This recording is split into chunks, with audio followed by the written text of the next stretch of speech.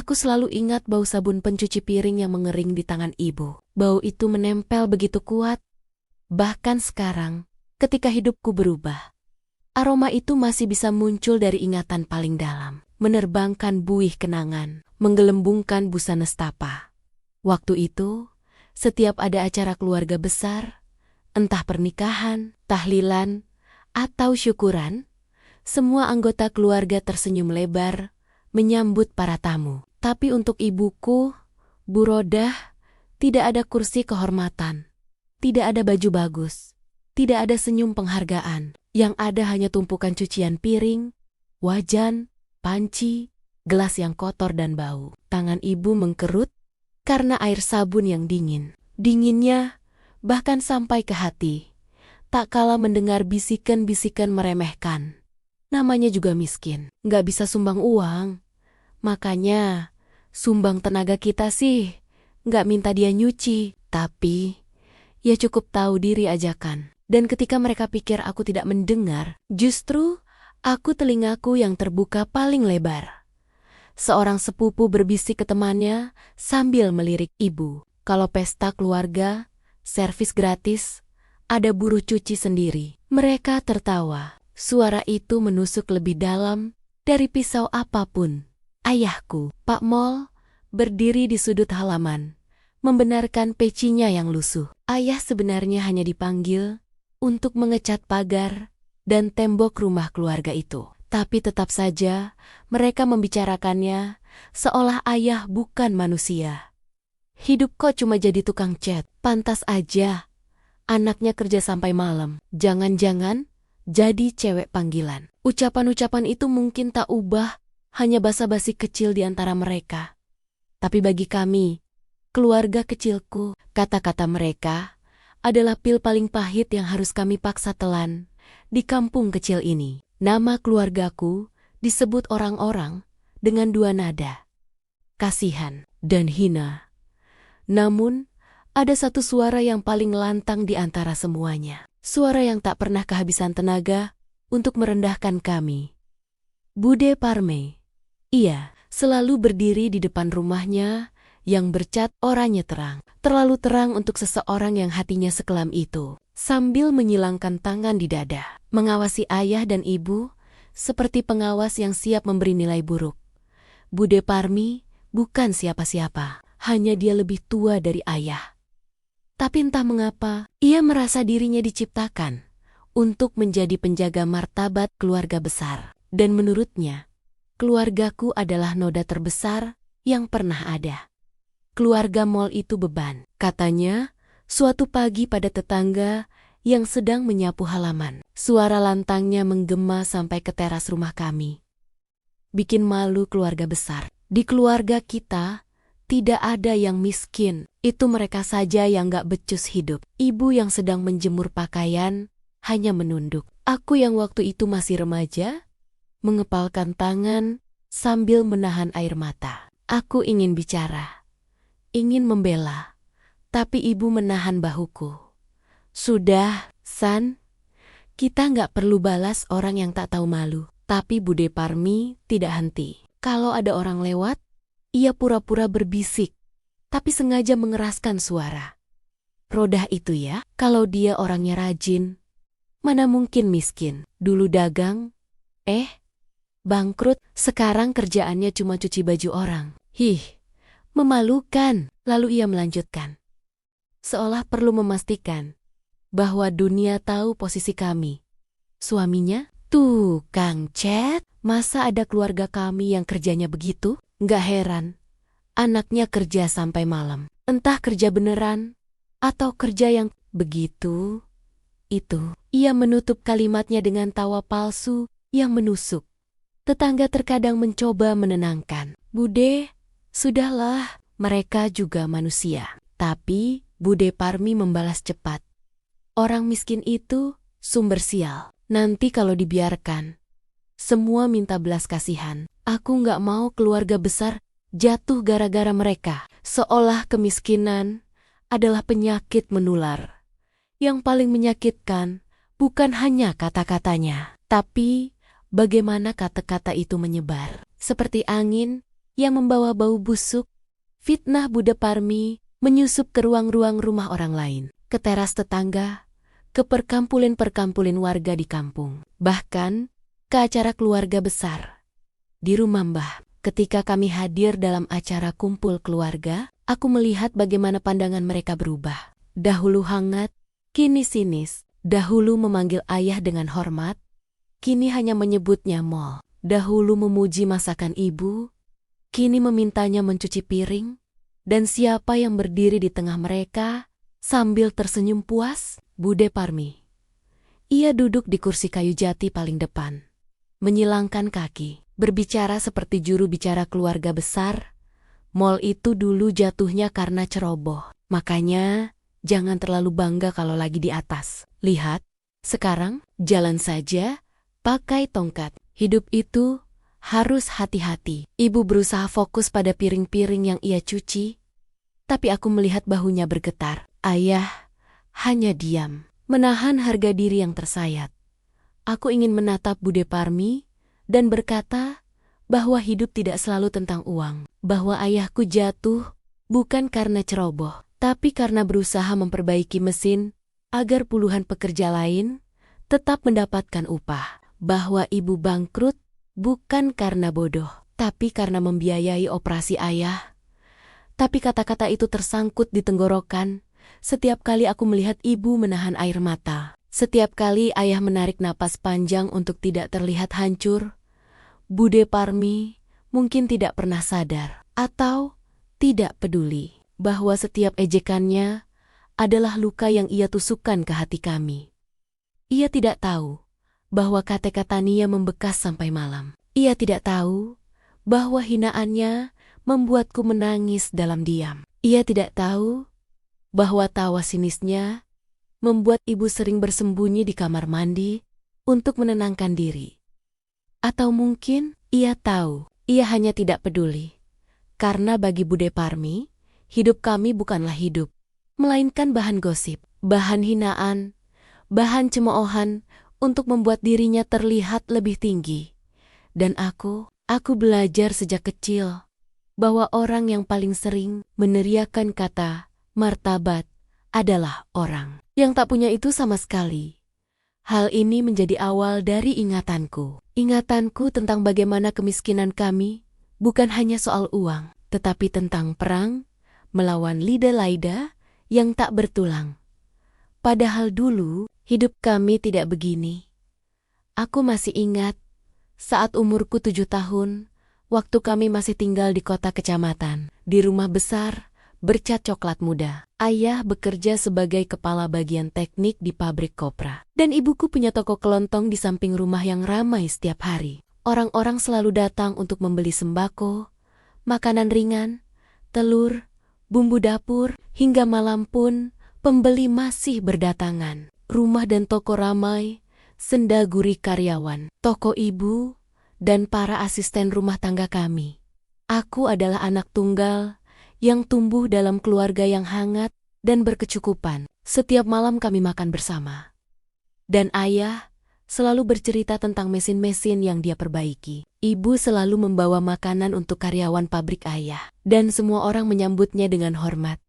Keluarga besar kami waktu itu, mereka sangat menghormati kami. Ayah sering diminta memimpin rapat keluarga. Ibu dipanggil untuk menyusun menu pesta. Kami dianggap keluarga teladan. Jika aku tutup mata, aku masih melihat wajah-wajah mereka waktu itu.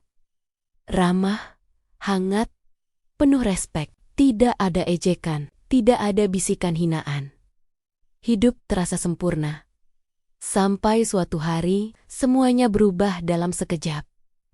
Hari itu, aku berusia 9 tahun. Telepon rumah berdering keras. Ibu mengangkatnya. Dan aku melihat wajah ibu tiba-tiba pucat, seperti habis kehilangan napas. Ada kecelakaan di pabrik. Ayah kritis. Aku tak pernah lupa suara ibu saat itu. Seperti kaca pecah. Ayah jatuh dari ketinggian 8 meter ketika sedang memperbaiki mesin pengering kopra. Kata dokter kaki ayah, tidak akan bisa berjalan normal lagi. Setelah berbulan-bulan, operasi dan fisioterapi, pabrik memberi uang santunan. Tapi mereka tidak bisa lagi mempekerjakan ayah. Dan di saat ayah kehilangan pekerjaannya, toko ibu pun bangkrut karena tabungan habis untuk pengobatan. Mulai hari itu, kehidupan kami runtuh seperti rumah tanpa pondasi. Rumah besar dan toko kami jual. Kami pindah ke desa, membangun rumah sederhana, setidaknya aman dari panas dan hujan. Dari keluarga terhormat, kami menjadi bahan kasihan, lalu bahan hinaan. Ayah hanya bisa bekerja sebagai tukang cat tembok dengan penghasilan tidak pasti. Ibu menjadi buruh cuci, mencuci pakaian dan piring di rumah ramah tetangga. Tapi, ada satu hal yang tidak pernah berubah. Mereka tidak pernah berhenti memperjuangkan Kusan. Kamu harus sekolah setinggi-tingginya. Ibu mau kamu hidup lebih baik, kata ibu sambil menggosok bajuku yang sudah robek di lengan. Ayah menatapku sambil membelai kepalaku. Kalau kamu berhasil, mungkin luka kami sembuh. Aku mengangguk waktu itu, tanpa benar-benar mengerti betapa berat mimpi mereka dititipkan pada anak kecil seperti diriku. Aku tumbuh dengan satu janji pada diriku sendiri. Aku tidak akan menyerah sampai aku bisa mengangkat kepala mereka kembali. Aku belajar siang malam. Aku ikut lomba apa saja. Aku cari beasiswa dimanapun. Sampai akhirnya, aku mendapat kesempatan kuliah di Singapura. Hari aku berangkat, ibu memelukku erat sekali. Aku bisa merasakan tulang rusuknya, rapuh karena terlalu banyak menahan lapar. Kalau kamu lelah, ingat doa ibu. Allah nggak tidur, nak. Aku mengangguk sambil menahan air mata. Ayah berdiri di samping kami dengan tongkatnya, tersenyum kecil, meski matanya berkaca-kaca. Namun di saat aku berjuang keras di negeri orang, keluarga besar dan tetangga memperlakukan kami lebih buruk dari sebelumnya. Kuliah di luar negeri, katanya, paling juga hasil dari kerja kotor. Anaknya pulang selalu malam. Jangan-jangan jual harga diri. Ngapain sekolah tinggi-tinggi? Ujungnya juga pulang jadi buruh. Mereka menuduhku perempuan panggilan, hanya karena aku bekerja mencuci piring di kafe sampai lewat tengah malam untuk membayar tempat tinggal. Mereka bilang, ibu gila, karena masih memaksa menyekolahkan anak dalam kondisi miskin. Ibu tidak membalas satu pun hinaan itu. Dia hanya tersenyum dan menunduk. Tapi aku sering melihatnya menangis dalam sujud. Tangan yang penuh busa deterjen itu terangkat tinggi ke langit. Suaranya lirih dan gemetar. Ya Allah, jaga anakku. Jangan biarkan fitnah menghancurkan kami. Jadikan kesabaran ini saksi di hadapanmu. Dan aku akan menangis dalam diam di ranjang sempit asrama. Bertanya pada Tuhan, kenapa orang miskin dianggap layak dihina?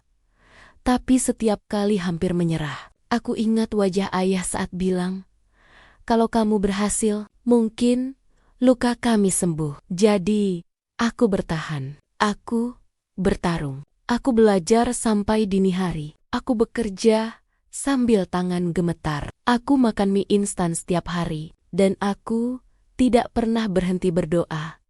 4 tahun kemudian, aku berdiri di panggung wisuda universitas di Singapura, menerima gelar sarjana dengan predikat terbaik. Aku melihat ke arah tempat duduk tamu. Di sana ayah duduk dengan tongkatnya. Ibu memakai kebaya sederhana yang ia jahit sendiri. Mereka tersenyum, senyum yang aku kejar seumur hidupku. Tak lama setelah itu, aku diterima bekerja di perusahaan multinasional, berkantor di Singapura. 2 tahun bekerja di Singapura seakan mengubah dunia Sania. Ia belajar banyak hal efisiensi, profesionalitas cara kerja korporasi global. Meski tekanan luar biasa, ia tetap bertahan. Mengingat wajah letih ibunya, Bu Rodah, yang selalu bangun sebelum subuh untuk tahajudem, lalu menanak nasi dan mencuci baju tetangga. Ia bekerja sambil membawa doa panjang yang dibisikkan setiap malam. Ketika kabar mutasi ke kantor cabang Jakarta datang, Sania hanya cukup senang dia didekatkan dengan keluarga. Jakarta dan kampung halamannya hanya terpaut beberapa jam dengan kereta. Hari pertama di kantor Jakarta, Sania memperhatikan seorang anak magang pria berperawakan kurus, wajahnya pucat, dan sering menunduk. Namanya Andrew. Tidak ada yang peduli padanya, tidak ada yang menyapanya. Dan dalam hitungan hari, Sania tahu alasannya. Andrew, fotokopiin 300 lembar ini. Sekarang. Andrew, gue lapar. Ojekin makanan dong. Kamu yang bayar duluan. Ya, Andrew. Nanti sore, jemputin anak gue sekolah ya. Driver, lagi cuti nih. Andrew, lu kan anak magang. Beliin kado buat pacar gue. Lu kan kaya. Buruan Gi. Indiu, antara ke kostan gue. Dong bantuin pindahan. Perintah-perintah itu bukan hanya tidak masuk akal, beberapa bahkan bukan pekerjaan kantor. Andrew tidak pernah melawan, tidak pernah menolak. Ia hanya tersenyum kecil dan berkata pelan. Baik Kak, Sania melihat semua itu dari kejauhan. Ada yang menyesakkan dalam dadanya. Ia melihat dirinya sendiri. Bertahun-tahun lalu, disuruh-suruh, diremehkan, direndahkan. Walau bekerja lebih keras dari semua orang. Suatu sore, ketika Andrew diolok karena salah memesan makanan untuk meeting, padahal itu bukan tugasnya, Sania berdiri dari kursinya. Cukup, suaranya tenang, tapi tegas. Andrew magang di divisi kita, bukan pembantu pribadi kalian. Kalau butuh kopi, ambil sendiri. Kalau butuh kado pacar, ya kalian beli sendiri. Teman-temannya terdiam sejenak, lalu tawa pecah. Wah, pahlawan kesiangan datang. Sok suci banget sih Nia. Nia, halah. Jangan ngerasa kamu dari kantor pusat Singapura. Kamu sok paling bener. Udahlah Nia. Dia kan cuma anak magang. Sania tidak mundur. Magang atau bukan, dia tetap manusia. Tapi sejak hari itu, Sania jadi ikut sasaran. Bisik-bisik terdengar di pantry. Grup chat kantor berisi meme dirinya. Bahkan laporan kerjanya mulai dekari-kari kesalahan. Namun Sania tetap bersikap biasa. Ia bekerja, mengajar Andrew dengan benar, dan memberinya tugas sesuai SOP. Andrew mulai bersinar. Perlahan, ia mengerti ritme pekerjaan. Dan setiap pulang, ia selalu berdiri sedikit lebih tegak. Hingga suatu pagi, kantor gaduh oleh rumor. CEO pusat dari Singapura datang mendadak. Seluruh karyawan panik, termasuk para pembuli yang biasanya sok berkuasa. Ketika pintu lift terbuka, seorang pria berusia sekitar 50-an melangkah keluar dengan wibawa penuh. Pak Setiawan, CEO besar perusahaan multinasional itu. Di belakangnya berjalan Andrew kini mengenakan setelan rapi, rambut disisir sempurna. Wajahnya terlihat jauh lebih percaya diri, semua mata membelalak. Andrew? Itu Andrew kan? Kok bisa? Pak Setiawan menatap satu persatu karyawan. Lalu berkata, terima kasih sudah membimbing anak saya. Seketika suasana mati. Andrew, anak magang. Ternyata putra CEO. Andrew maju selangkah, menunduk hormat pada Sania.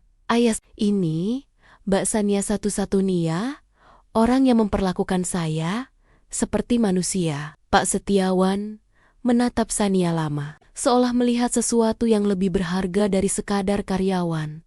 Integritas. Sania, katanya lembut, namun tegas. Saya sudah membaca laporan kerja Anda, dan juga laporan dari Andrew. Ia menoleh ke HR dan beberapa manajer. Ada sorot kecewa yang jelas. Saya tidak butuh orang yang pandai bicara. Saya butuh orang yang punya hati. Beberapa nama dipanggil. Orang-orang yang selama ini membuli Andrew dan banyak karyawan lain. Mereka dipersilakan masuk ke ruang rapat. Satu persatu. Sania tidak tahu apa yang terjadi di dalam. Yang ia tahu, ketika mereka keluar, beberapa menangis, beberapa marah-marah, beberapa hanya diam pucat. Dan HR mengumumkan, pemutusan hubungan kerja tidak hormat, efektif hari ini. Sementara Sania dipanggil ke ruangan CEO.